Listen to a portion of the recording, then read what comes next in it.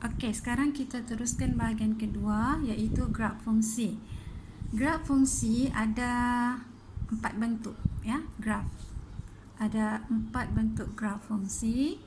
Pertama, garis lurus, di mana fungsinya berbentuk y sama mx tambah c. Ya, contoh ini yang umum lah. Fungsi umumnya bagi garis lurus. Contoh seperti y sama dengan negatif 2x tambah 5. Ataupun y sama dengan 5x tambah 7. Okey, bentuk graf garis lurus ada seperti ini. Ya, dia lurus saja. Sebab itu dipanggil graf garis lurus. Okey, yang kedua graf kuadratik. Graf kuadratik di mana fungsinya adalah y sama dengan ax kuasa 2 tambah bx tambah c. Bagi graf kuadratik, kuasa tertinggi bagi x adalah kuasa 2. Ya, nak membezakan antara graf-graf ini adalah kuasa bagi x.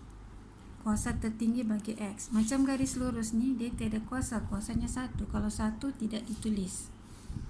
Okey, jadi dia tiada kuasa. Kalau kuadratik, bentuk kuadratik seperti parabola. Ya, sama ada dia menceng ke atas ataupun tonggeng ke bawah. Ini kita panggil graf kuadratik, di mana fungsinya x-nya ada kuasa 2. Yang satu tiada. Okey, kubik, graf kubik fungsinya y sama ax kuasa 3. Ini ada nombor lah, di mana kuasa tertinggi x-nya adalah kuasa 3.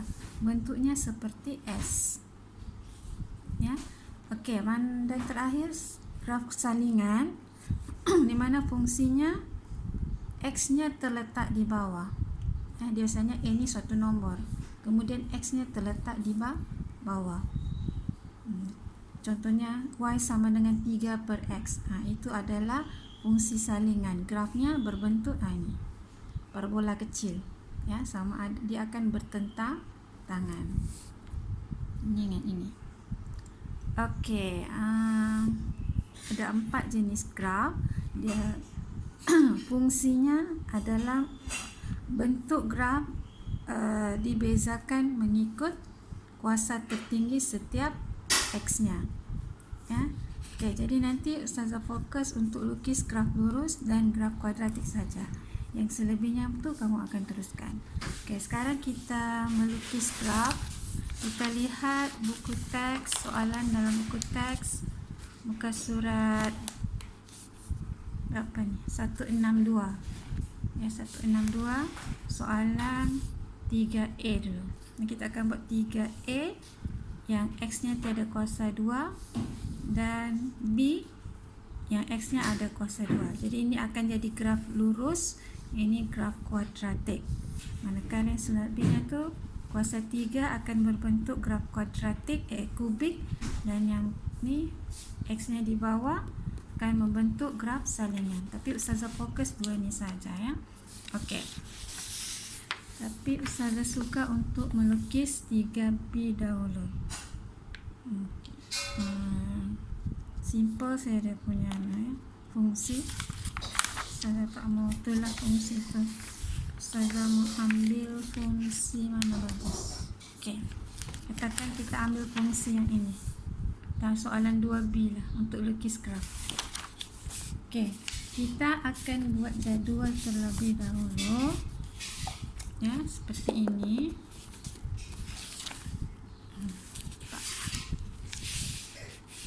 Okey, buat jadual.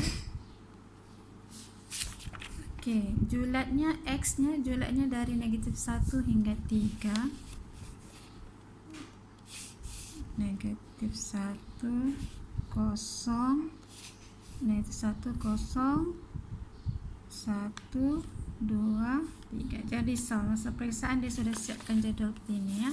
Cuma Ustazah mau ambil soalan yang lebih lengkap lah.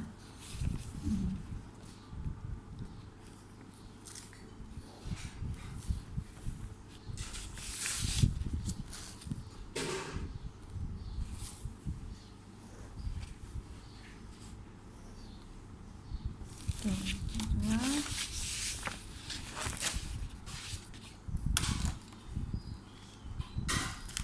Okey, ini untuk nilai X, ini untuk nilai Y.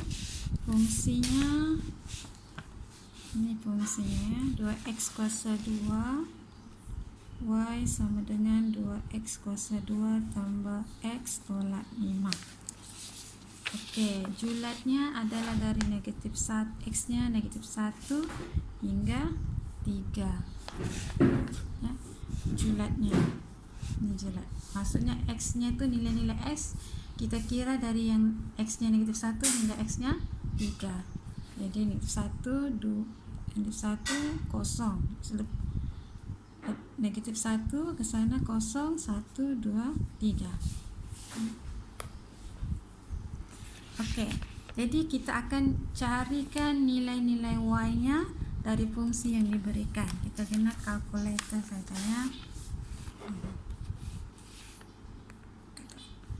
Okey, cuman kita nak, kalau nak cepat kita buat ini saja ya. Satu kali persamaan saja, persamaan sama saja.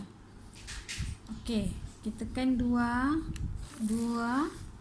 X, kita ganti nilainya dalam kurungan. Katakan X pertama negatif 1, kita masukkan negatif 1.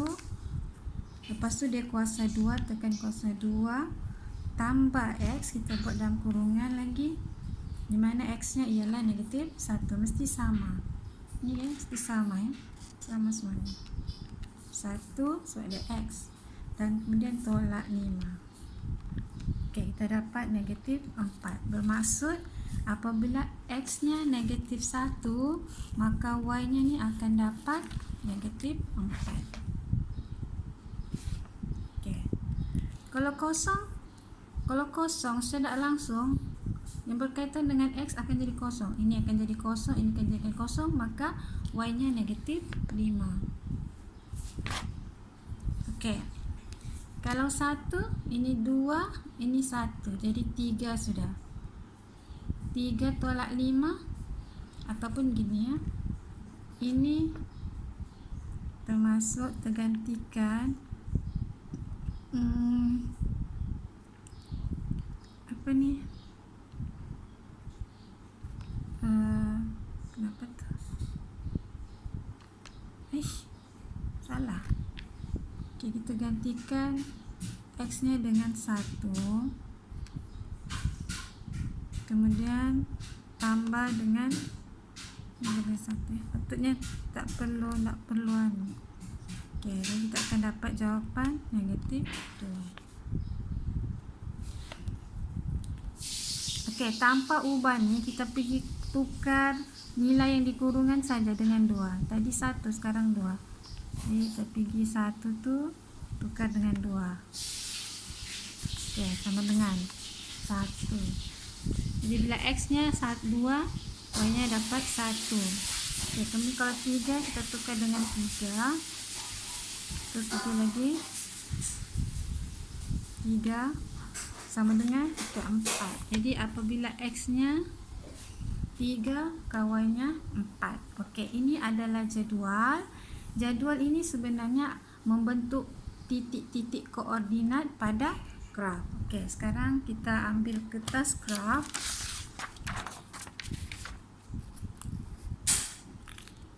Bukan pensel ya. Tapi kamu tak nampak nanti. Okey, lukis palang paksi Y di tengah-tengah. Tengah-tengah graf ya. Tengah-tengah. Paksi Y itu tengah-tengah graf.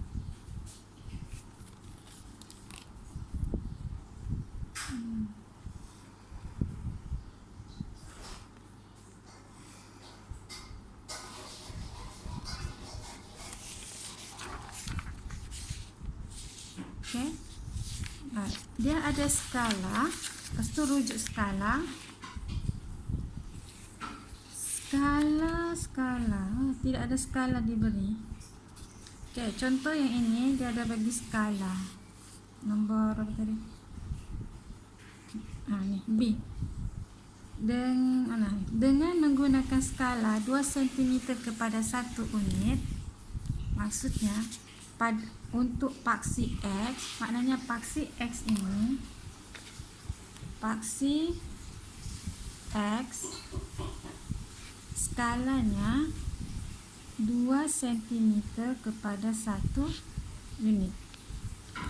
Maksudnya selang 2 ni 1 ya, 1 2 3 4 tidak ya.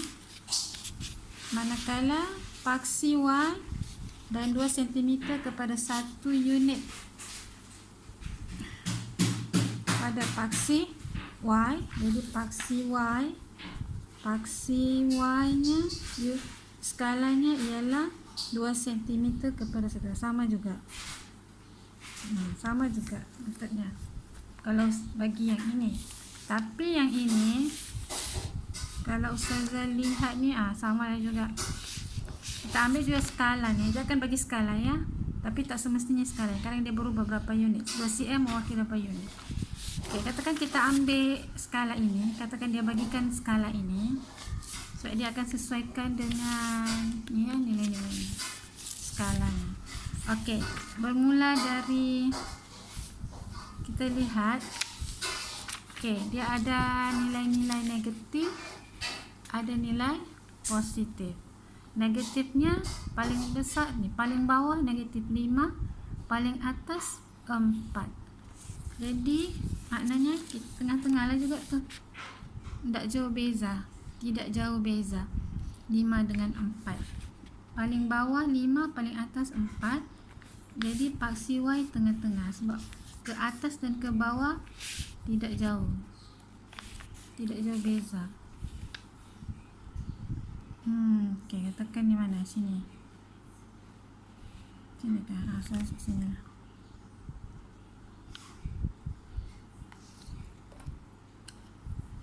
Okey, ni paksi X. Ini paksi Y, nilai X nya adalah kosong. Jadi tak nampak ni.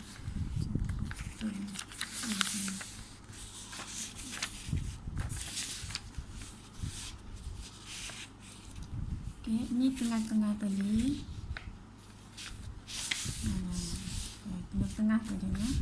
Lepas tu kita buat paksi X, di mana paksi X ni X, nilai-nilai X kosong ni diwakilkan oleh paksi Y. Jadi negatif selepas paksi Y ke sebelah sana hanya ada 1 saja, itu negatif 1. Jadi dipermakna ke sebelah sana hanya negatif 1 di sini saja. Jadi ke sana, katakan ini kita punya tadi paksi X. Jadi dari sini 1, so dia 2 cm. Graf ni panjang ni adalah 2 cm ya, 1 cm, 2 cm, 3 cm, 4 cm dari sini. Dan ini 1 cm. Okey, jadi ambil 2 cm mewakili 1 unit. 2 dia sampai 3 saja. Dapat 3. Di sini X nya dari negatif 1 hingga 3. Jadi pada paksi X tu kita tulis ini, nilai ini saja, julat ini saja, dari negatif 1 hingga 3 ini. Jadi lepas tu barulah kita terangkan paksi X tu. Okey, jadi ini paksi X. Okey, manakala paksi Y, ke atasnya sama juga skala 2 cm mewakili 1 unit.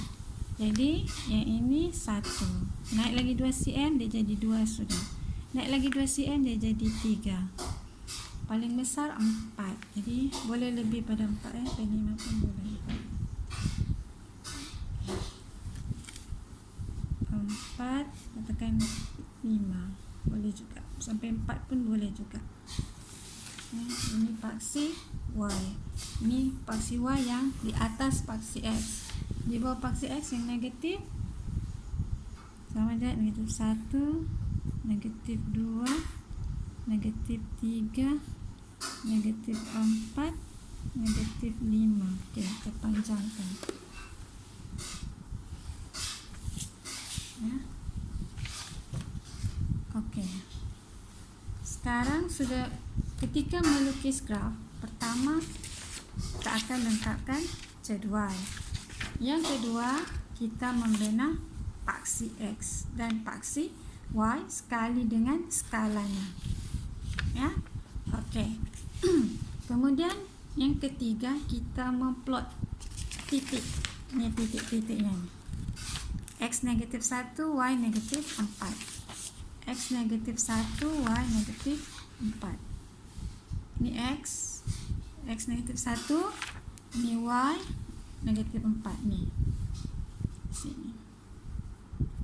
Kita plotkan markah ni ya. Okey, yang seterusnya kalau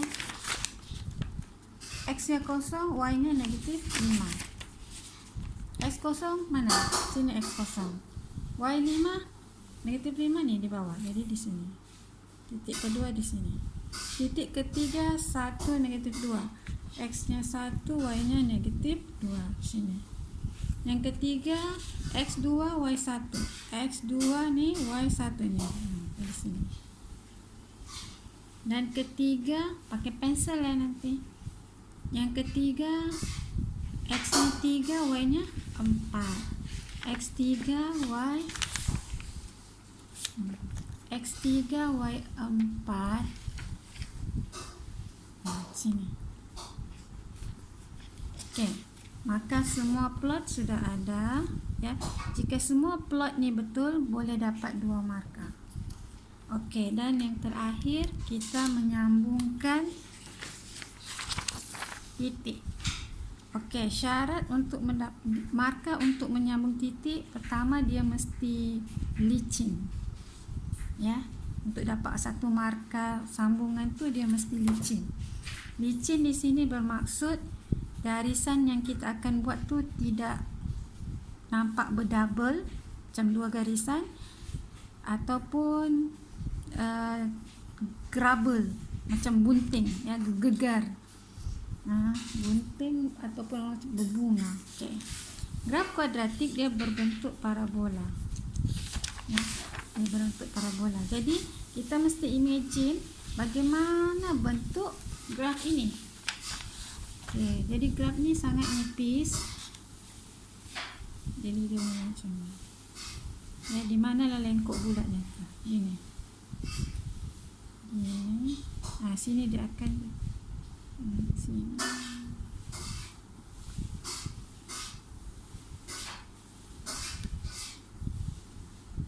Patutnya ada pembaris. Jangan ada pembaris lembut. Okey, dia sepatutnya pembaris lembut, boleh bulatkan tu ya, supaya dapat markah. Turunkan dia sikit. Dia mesti licin. Saya salahkan.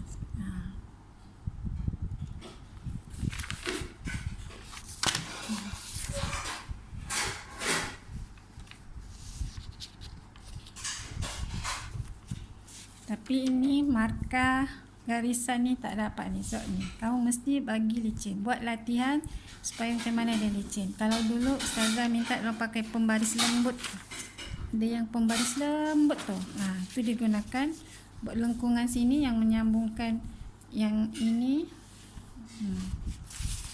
Dan pastikanlah tidak berbunga ya. Berbunga maksudnya tu macam begini dia. Ataupun bergegar ataupun 2 garisan. Ustazah ada pemadam di sini. Tapi ini konsep lukis graf. Ustazah harap kamu boleh dapat yang licin ya. Macam mana nak licin? Biasanya yang ini paling ni kena guna pembaris ini supaya kita tahu bentuk lengkungan dia di mana. Kemudian kita teruskan guna tangan. Sebelum kita sampai ke titik ni, kita dah nampak titik tu ya. Jadi dia akan laju sedikit dan kita akan dapat yang licin. Okey, ini melukis graf setakat ini saja.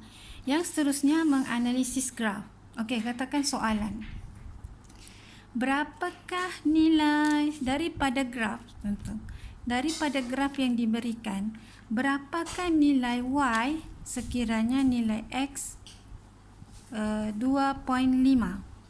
Jadi daripada graf yang diberi nanti, kalau X 2.5, berapa nilai Y nya? Jadi dapat cari X 2.5 X 2.5 sini. Okey, guna pembaris, pergi ke garisan graf tu. Bawa dia, katakan di sini. Kemudian tengok di Y berapa. Jadi stop sini.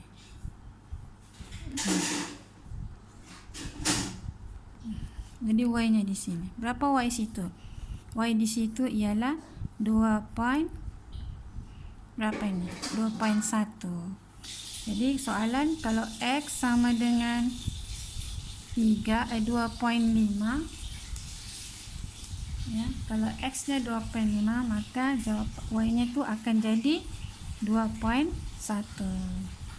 Okay, ini daripada graf.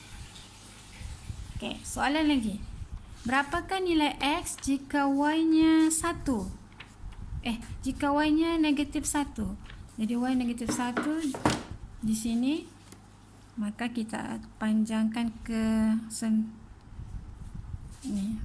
Berapa Y-nya? Kita pergi ke garisan graf, tekan Y-nya di sini, stop situ, kita naik ke atas. Jadi X berapa situ? 1.1, sini 1.2.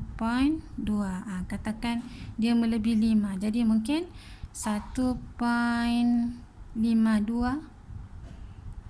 1.6 ataupun 1.7.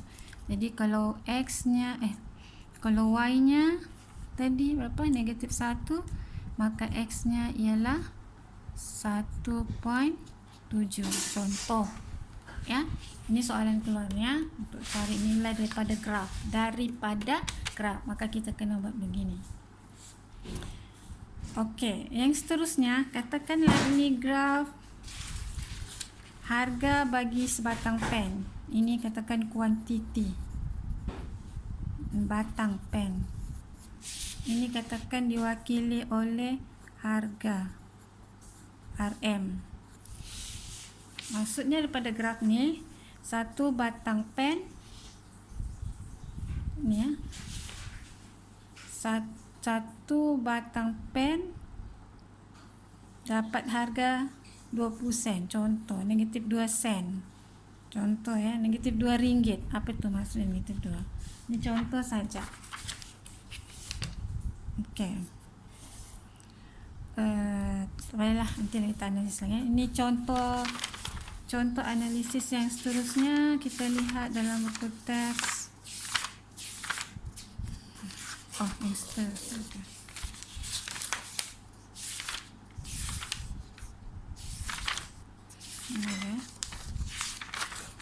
Ada analisis ini. Tafsiran graf. Okey. Bagian mana ni? Contoh 13. Fokus.